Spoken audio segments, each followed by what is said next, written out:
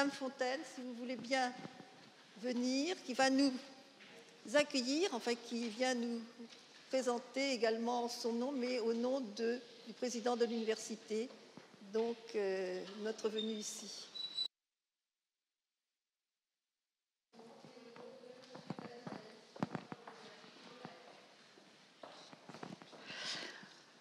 Bonjour à toutes et à tous. Alors comme vous l'indiquez, merci d'abord de m'accueillir et puis je vous prie d'accepter les excuses du président de l'université de Rennes, David Alice, qui est actuellement avec la ministre de l'Enseignement supérieur et de la Recherche qui est à Rennes. Voilà. Donc c'est pour de très bonnes raisons qu'il est absent. Il m'a demandé donc de le représenter ce jour.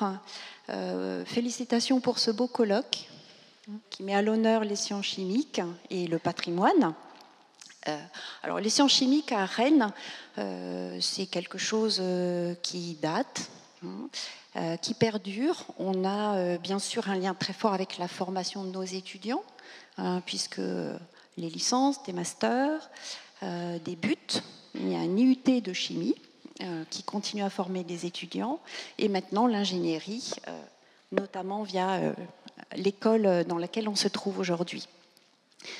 C'est également un institut de recherche conséquent, c'est 280 personnels permanents qui mènent une politique de recherche très dynamique, et c'est pratiquement 500 personnes qui travaillent à l'Institut des sciences chimiques de Rennes en recherche et qui continuent à s'intéresser à des domaines extrêmement variés.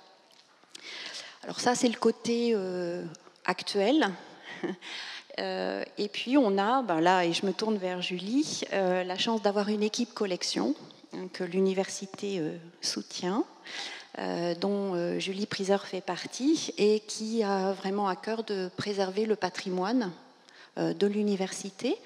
Et puis, en ce qui concerne Julie, plus spécifiquement le patrimoine des instruments scientifiques, et je crois que vous aurez l'opportunité de le découvrir en fin de journée.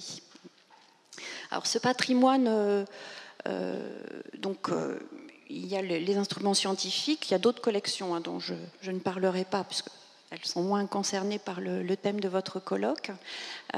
Julie est également impliquée dans le réseau PATSTEC, qui est un réseau national que le CNAM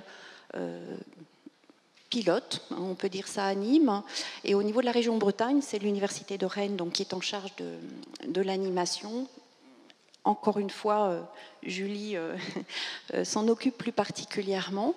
Là, on sera sur du patrimoine plus contemporain, puisque c'est vraiment la raison de vivre de ce réseau. Donc, au niveau des collections, on a des collections anciennes, et je crois que Dominique peut en témoigner.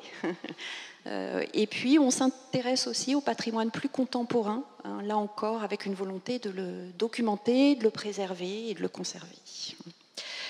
L'université, sans ses partenaires associatifs, ne pourrait pas faire tout ce qu'elle fait. Et donc, je pourrais citer les conventions qu'on a passées avec différents acteurs, l'association Rennes en Sciences, puisque nous avons une convention de partenariat qui permet de mener des actions conjointement.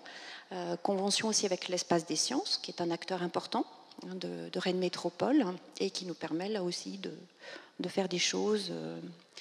Et là aussi, je crois que Michel Cabaret a proposé, dans le cadre du colloque, une ouverture à son espace des sciences.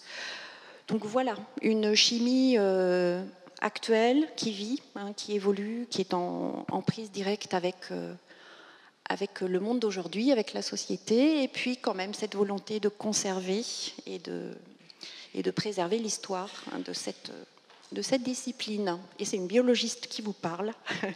Donc, alors là, je n'ai pas tout compris forcément dans les échanges que vous avez eus auparavant.